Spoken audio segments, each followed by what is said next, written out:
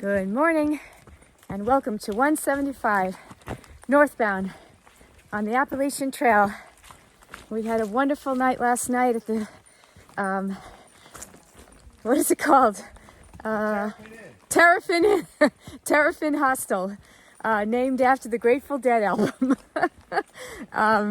Lauren was terrific. He was a wonderful host and made us all feel very comfortable. And boy, did we need it. We were wet and cold and muddy and just feeling like we needed a bed. So it was great. So shout out to Lauren and the Terrapin Hostel. Highly recommend in Kingsfield, Maine. So today we are back on trail, of course, because that's what we do. And we are hiking. Our goal is to get to Pierce Pond Lean-To, which is a shelter, which is 16 point something miles ahead. Might be a bit ambitious, but the terrain today doesn't have a lot of elevation. So we're hoping we can do it. Anyway, a bit ambitious, but there's not a lot of elevation gain today. So we're hoping to be able to, do some miles today. But it's a beautiful day. It's cool. It's in the low 50s. But it's not bad. It's actually beautiful for hiking. And we started right at 8 o'clock this morning.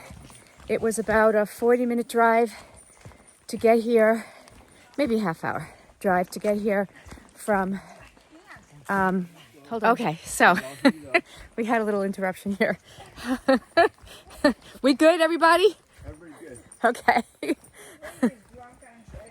Well, I'm laughing because Rach says she's drunk on trail, but she's not. She didn't drink anything this morning. It's just psychedelics. No. She had coffee. Anyway, what else can I say? It's a beautiful day. It's a little cool, but that's good. And it's a Thursday, so I hope you're all having a great Thursday. And yeah, we are in, I guess we can now consider this the northern part of Maine. We are done with southern Maine, which was very, very challenging. Anybody who's doing the AT, I can honestly say, I've hiked all in the whites and whatnot. Southern Maine was the most challenging part of the Appalachian Trail. That is my opinion. I don't know if anybody else would agree. I agree. Rage agrees. I concur. Yep. I mean, yes, the whites were hard too, difficult. But, I'm used to that. That's my home turf, so I knew what to expect. But southern Maine, whoa. Not only was the elevation challenging, but the mud and the muck and the roots and the slippery rocks and the fog. Yeah. It sounds miserable, but it really wasn't. It was quite a challenge. I'm glad we did it, and we are beyond that now. So today should be smooth sailing, and God willing, we'll get to Pierce Pond Shelter when we're supposed to, and hopefully that is before it gets dark. Anyway, enough of my babbling. Have a wonderful Thursday, and I'll check in with you later. And who knows, maybe we'll see something interesting. We've been looking for moose. We've seen tracks and we've seen scat, but we haven't seen the beast. All right, take care. We also come upon lots of ponds today on this hike. And there's our first one. Beautiful. I know I owe you a song for Maine. Today might be the day. So this is a song that is really beautiful. It's about a lobster boat, which of course, if you know anything about Maine, which most people think about Maine, they think about mountains and they think about lobster. I think about both. So this song is a beautiful song written by Dan Fogelberg, and it's called The Reach, which is the name of the lobster boat, which is kind of cool because I'm reaching for Katahdin. But it's really about a lobster boat. It's not about a mountain. And you have to listen very carefully because the word Maine is the second word in the song. It's Maine and it's autumn. The birch trees have just begun turning. It's life and it's dying. The lobstermen's boats come returning with the catch of the day in their holds, and the young boys cold and complaining. The fog beats the beaches, and out on the reach it is raining. It's father and son, it's the way it's been done since the old days. It's hauling by hand 10 miles out on the land where their chow waits. And the days are all lonely and long. And the seas grow so strong and stormy and strong. But the reach will turn, the reach will sing, welcome as homeward they hurry along. And the morning will blow away as the waves crash and fall. And the reach like a siren sings as she beckons and calls. As the coastline recedes from view and the seas swell and roll, I will take from the reach all that she has to teach to the depths of my soul. There is another verse, but I will spare you. Anyway, it's a beautiful song. It's about Maine. It's about lobstering. And Dan Fogelberg sings it beautifully. And the instrumental on it is gorgeous. It sounds like the waves coming in and out. So I suggest if you really want to hear a nice version of it, erase my singing and listen to Dan Fogelberg. It's really cool. All right, here we are in Maine. Welcome, Maine. And we have less than 200 miles of you to go. And so far it's been beautiful, but it's been challenging. Today is nice and cruisy. So that's good. Hope you're all having a great Thursday. Oh, I can't tell you what a beautiful day it's been. Just kind of cruisy. I've just been singing along on this path. I haven't had to really concentrate on every step, which is nice for a change. I don't think that's been the case since New Hampshire, since northern New Hampshire. So it's just been so nice to just sort of meditate and chill out and enjoy the pine needles here, which is really nice, blanketing our feet. And we're coming upon another pond. This is probably the Carry Pond, because back there was the Carry Pond lean-to. So coming upon another one. And yeah, it's just, what a beautiful, beautiful day. When I get closer to the pond, I'll take some pictures. But right now, it's just so pretty. And there's been some signs of fall, a little bit of changing of the leaves. A couple of times you could see some sugar maples getting a little bit orange and red. They must be so vibrant. The shuttle driver, owner of the hostel, Terrafine, Lauren, who dropped us off this morning, said that his busiest season is leaf peeping season. And he said it's because the colors are just so vibrant here in Maine. You have the evergreens here, these beautiful evergreens, in contrast with all the deciduous trees that change colors. He said it's just breathtaking. And I know, I've seen it. It's absolutely gorgeous. So, oh, this looks really pretty over here. Let's see what we have. A little muddy. Oh my, look at this. Nice. Pretty. Wow. Look at that. I think I see a pleasure boat out there. Can't tell if it's a motorboat. Yeah, I think it's a motorboat. Wow, beautiful lake, pond, whatever. Nice. Hiking along in this beautiful pond, and there's this little dock here. I guess if you wanted to go swimming, you can, well, I don't know if you jump off the dock, it's pretty shallow. Or you can tie a little kayak to here or something. Nice. And all the way back there, I can see a loon. You're probably not going to be able to see it, but right there. You can tell because she's sitting very far deep into the water. Well, thank you, Maine. This is a nice change from all the rock hopping and the yeah, over the mud and the swamp and the the muck. There's a little boardwalk here. Isn't this great?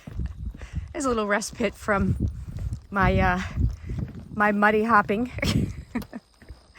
Oh, this is beautiful and very nice on my legs.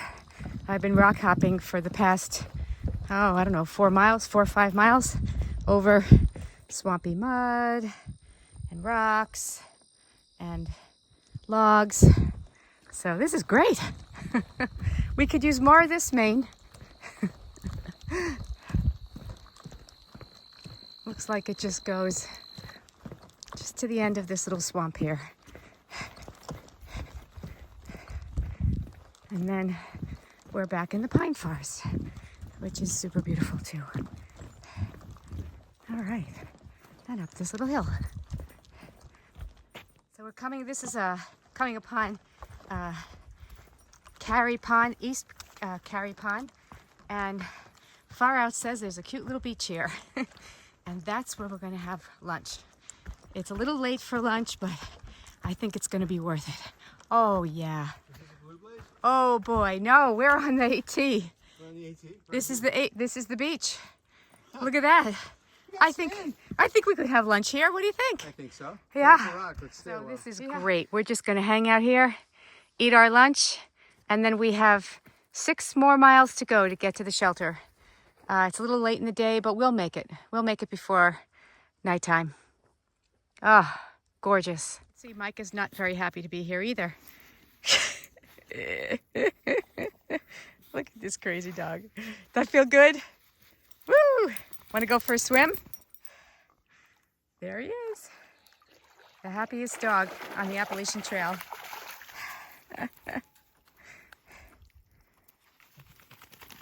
Want to go in again?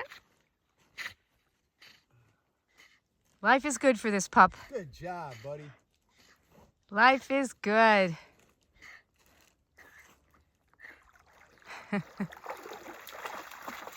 That'll get that mud off you. And then you'll roll in the dirt and get filthy. You gonna roll in the sand? Ooh, you know, you're all skinny. Yeah. There he goes. Have you seen this before? Oh, You've yes. seen this movie before. You know how it ends.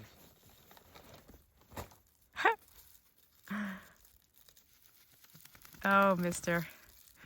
You're something, Micah. Such a beautiful lunch spot we had.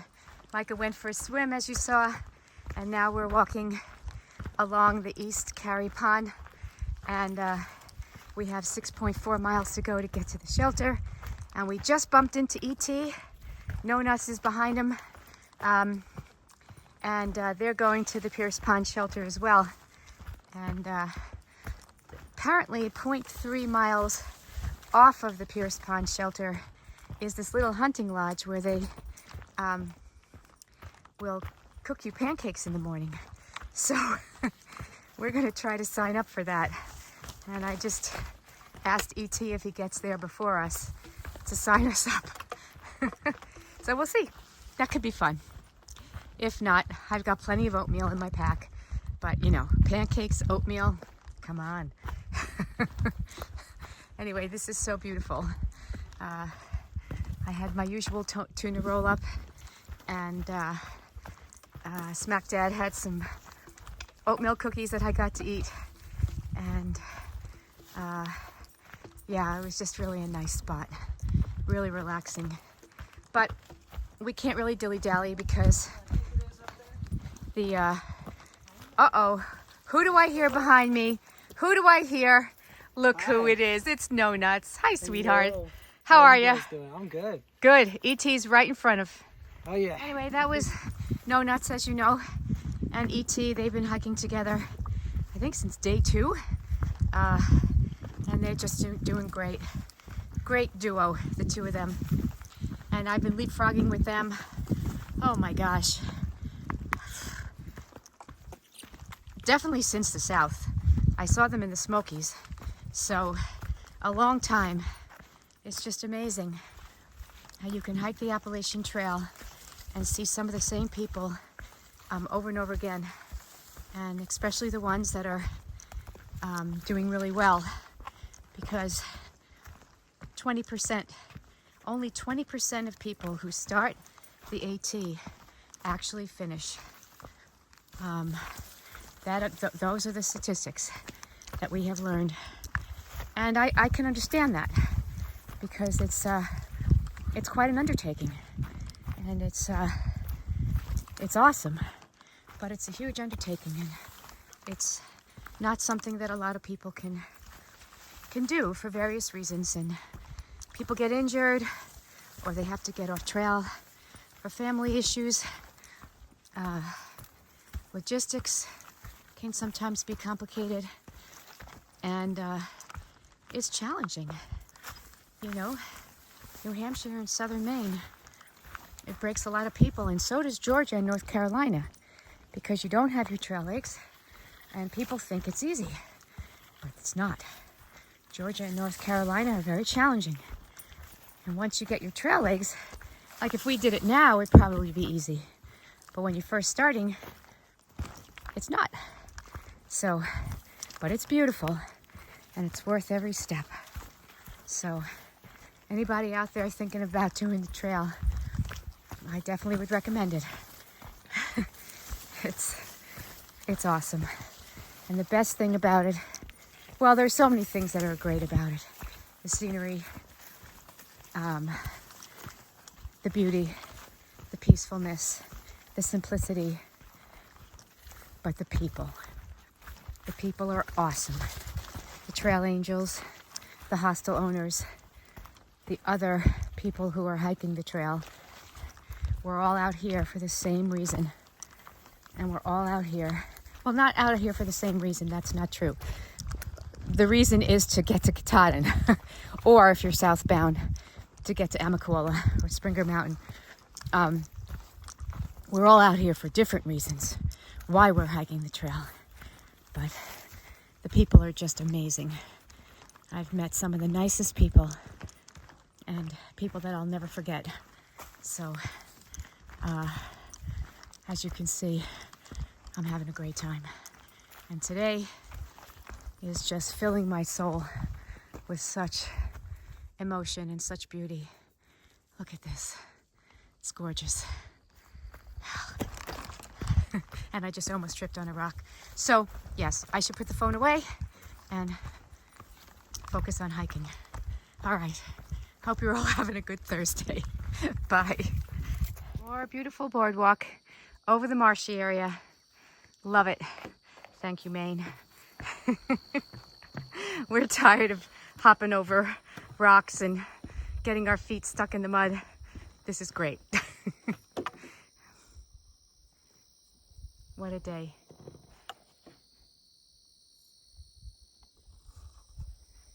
We've been hiking for 8 hours and 48 minutes. According to my Garmin, we've done 17.1 miles, and we are approaching Pierce Pond Shelter. Pierce, named after my my favorite PCP, only spelt a little different, Tom. And there's the shelter, and it's on a pond. Oh man, I think this is going to be a really nice place to stay tonight. Rage and Smackdad are behind me. They should be coming momentarily, but I think they're going to really like this place. All right, let's go check it out and see if anybody else is here. And if not, I will save a place for Rage, because I know she likes to sleep in the shelter. As for me, I don't know. I might sleep in the shelter, or I might check out some campsites that might be on the pond. We'll see. Let's see if I'm going to come upon anyone. Oh, there's nobody here. Well, I'll be darned. There's the shelter. Oh, there's a tent. Okay. How are you? Good. So I saved a spot for I keep saying packflip, for Rage and Snapdad. There's one other person who just arrived, but they want to spend the night in the shelter, so that's good. And I'm going to set up right here by the pond. And I'm so excited, I'm giddy. And then we're going to take a 0.3 walk to the hunting lodge and sign up for a pancake breakfast tomorrow morning, which apparently they do.